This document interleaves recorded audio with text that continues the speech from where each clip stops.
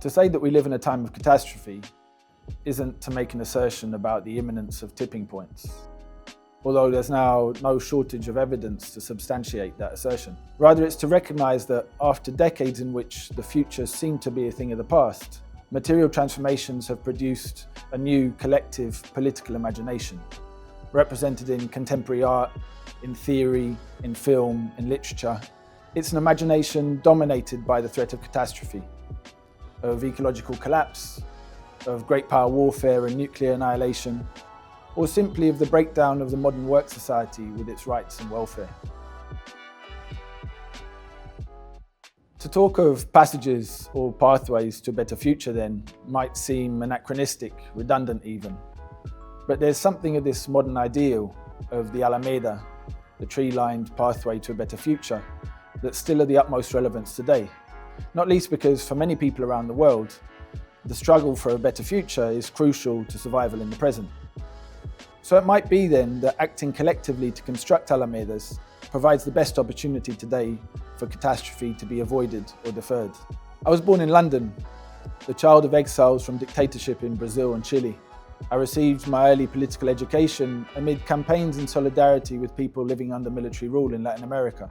And so the image of the Alameda, conjured by Chilean President Salvador Allende in his final speech, has always been a reference, an inspiration, a salutary warning. But the grand ideological dispute of the Cold War has long since come to an end. And constructing Alamedas today depends not on adherence to past premises, but on understanding and acting upon the world in its contemporary transformations. Alameda was founded as an international institute in 2023 to contribute to strategic responses to catastrophic threats. These threats are of an international character and they demand international coordination. With bases in Brazil and Britain and an international network of researchers, intellectuals, activists and organisations spanning 5 continents, Alameda thus seeks to strengthen international connections while grounding research in specific sites, particularly in the Global South, where the material effects of catastrophic threats are proliferating most rapidly, and where there's also most experience in organising responses. Our research then is intended not just an end in itself, but as a means to promoting cooperation and solidarity across borders. Since 2023, my colleagues and I have worked to establish a broad base for our research programme, addressing 4 main themes: ecological transition, the economic, social and technical aspects, new political formations, those that can contribute to just transitions, and those that would tend to undermine them, development and de-development, from transformations in the world of work to situations of social fracture, and the possibilities for different economic and social models, and justice and order, the pursuit of rights and justice amid political turbulence. We're now focused on 2 flagship research projects that will run until 2028.